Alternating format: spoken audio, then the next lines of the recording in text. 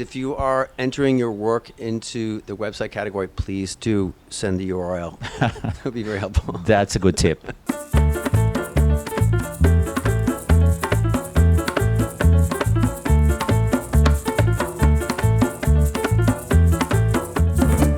I ironed this shirt for you today. Thank I'll you. have you know. Yeah. Mm. So listen, interactive, online, and mobile, Yes. right? Yes. I think it's the best category Yes. ever. Why? Because it's about what's happening today, right? It's very modern. How do you feel? I agree with you. I think everything we do is in some way interactive, online or mobile. I think that's obviously the direction that our entire industry is moving toward. And I think even things that we'll have a lot of discussion about this tomorrow. We talked about this. I think there'll be debate over some of the categories, some of the film categories, and if that belongs as an online category. But it kind of feels like the way people consume all content, it all sort of blends into this one category. I agree with you. This whole thing about online versus offline or interactive or traditional, do you think it's even relevant nowadays? Because, do you think about, oh, this is an online idea, this is a traditional idea, or it depends on the idea? What do you think about that division? I still think it's somewhat relevant. There are some things that are definitely are very much categorized as passive viewing, right? There's still TV commercials that you're going to watch, on a network. But I do think that pretty much everything needs to be able to be viewed online in some way. And so there's certainly, like I was just saying, there's certainly a blending of the two things. But I still think that, you still see great out-of-home ads that are very much traditional and great TV spots that are very traditional. Yeah. Remember back in the day, the creatives that were not good for TV, they would do interactive, right? Nowadays, I feel that it's almost the opposite. Like the best creatives, they love tech. They're super curious. Yes. They are like, for instance, right now they're all over AI. Totally. Do you feel that? Do you feel that the best creatives love tech? 100%. Yeah, it's funny that you say that because I remember there were two types in the early days of digital, quote unquote. There were two types of creatives. There were the guys that kind of grew up and really understood tech, but they maybe weren't as good at coming up with an idea or simplifying and getting the tech out of the way and focusing on a great idea. And then there were creatives who maybe were sort of not as great at coming up with ideas, and they rebranded themselves as digital people, right?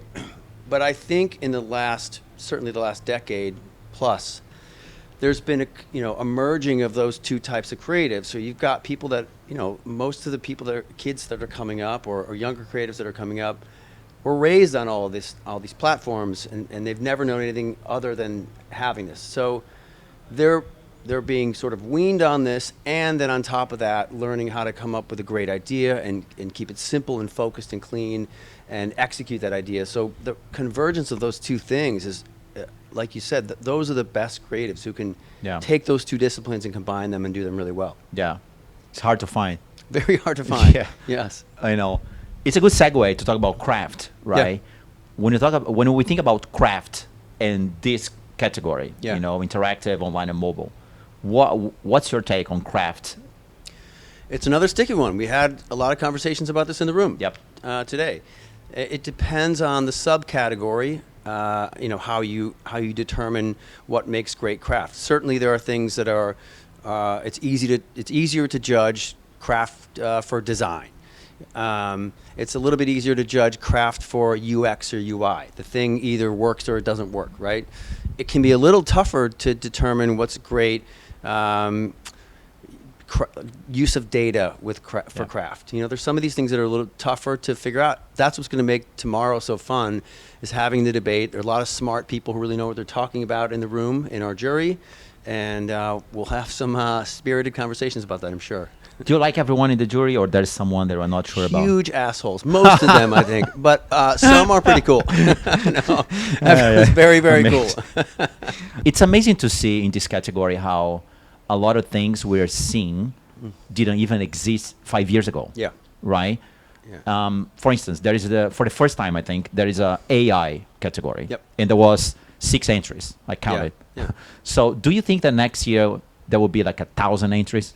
Yeah, I mean, it's it's crazy. I don't even know if there needs to be a category for AI. I feel like AI is going to be much more integrated into a lot of different ideas. I don't think we've really quite scratched the surface on how to use AI in a really, really interesting way. I think that we're still kind of playing around with it, figuring out what's great about it. I agree with you. Sometimes you see an idea, and the idea is like, and then we use AI. And you're well, like, why? That's not an idea. You know, using AI is not an idea. Yes. Right? Totally. It's just, AI. Yes. Yeah.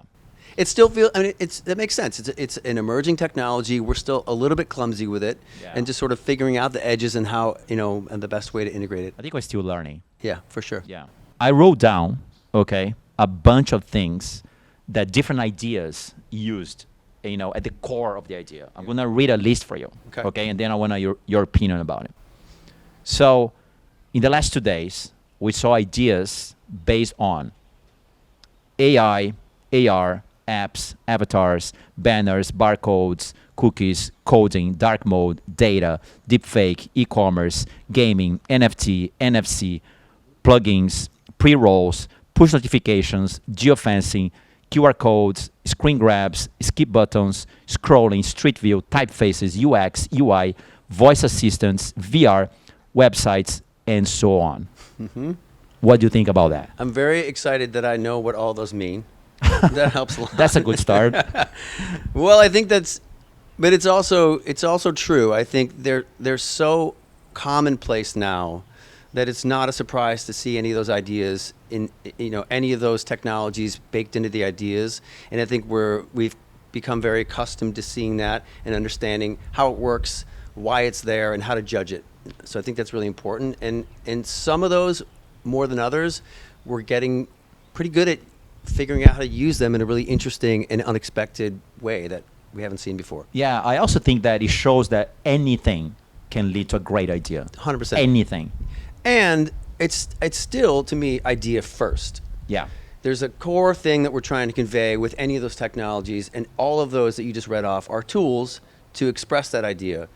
I still think the best tech ideas or interactive ideas or any mobile idea, the tech itself fades into the background in favor of the experience, right? So I think that was part of the problem in the early days, and maybe some of what we're seeing with AI. It's a little bit too, look at this cool AI idea, as opposed to here's this cool idea, and the thing that's generating the experience that you're having happens to be AI, but you don't necessarily need to lead with that. Yeah.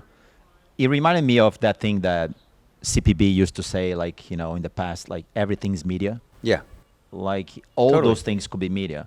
But also at the same time, when we were talking about AI in itself is not an idea. Exactly. Right? So tech is nothing without an idea. Yeah. You need both. Yeah. Yeah. When we think about the kind of work we're seeing in this category, mm-hmm. I was really excited to see creativity and technology together. Mm-hmm.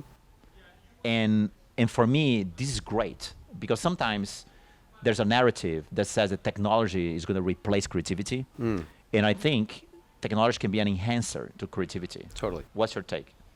It's funny. There's a lot of talk now about AI taking all of our jobs and all that. All the creativity is going to dry up. My true, honest take on it, at least in the short term, this may change next week. I don't know. Yeah. But is that like any technology, we tend to overestimate the danger in the short term and underestimate the danger or the scariness in the long term, right? Yeah. So right now we're all thinking it's going to take our jobs. What I really think is going to happen is something like AI is going to flood the market with sort of cheap, iterative versions of what we do. Because by nature, that's what it does. It's sort of a derivative on what exists already, right? And I think that there's going to be a premium on things that are created by human beings and human creativity. That's what I really think in the short term. I think that it's very clear to us still what things are made by AI and what things are genuine human creativity. And I think as I said, we're going to sort of lean toward, there's going to be a preference for the things that are real, made by human beings. Yeah. I think if you're a bad creative, you should be afraid. I agree with that. Right? Yes. If you're a shitty creative, you should be really afraid. If you're pumping the kind of crap out that AI can make, I agree with you. Yeah. Yes. If you're good, you're going to be fine. You're going to be fine. Yes. Yeah. Okay. There's still plenty of judging to be done. Yes. Tomorrow, we're going to have a lot of discussions, right? The biggest day.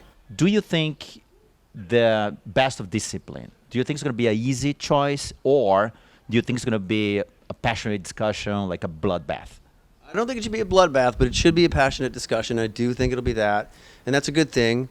I think that, especially in craft categories, when things get more subjective, and it's a little bit harder to define specifically why this thing over that thing. Yeah. I think that there are certainly a few that are bubbling to the top. You probably agree with that, but I do think there are little sleepers that I like. I have heart for very simple, subversive ideas that you think, oh my God, of course, that's such a great, simple solution, and no one's thought of it yet, and I can't believe no one has thought of it yet. Well, I can't wait for tomorrow. I'm very excited for that. Exciting. It's going to be good. Kevin, what's your advice for future creatives? Hopefully there's a lot of people watching us right now. What's your advice for everyone watching you right now? Well, it's funny. Again, you and I were talking earlier about creatives coming into the industry now, and we're talking a lot about tech and these tools and these different outlets, and how all these things can be platforms and media and all that stuff.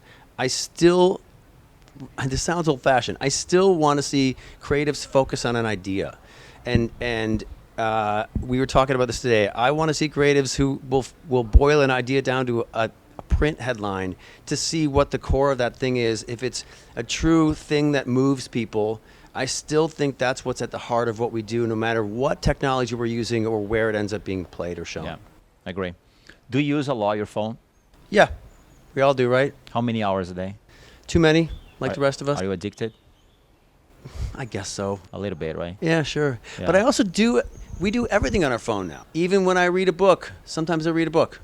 I read it on my phone. Yep. When I buy things, I buy them on my phone now. When I order food, it's on my phone. Everything's on our phone. Yeah. It's just too easy. Yeah. And that's why I'm holding my phone, because, it's a very conceptual thing. You do interviews on your phone. Mobile category. That's right. So, yeah.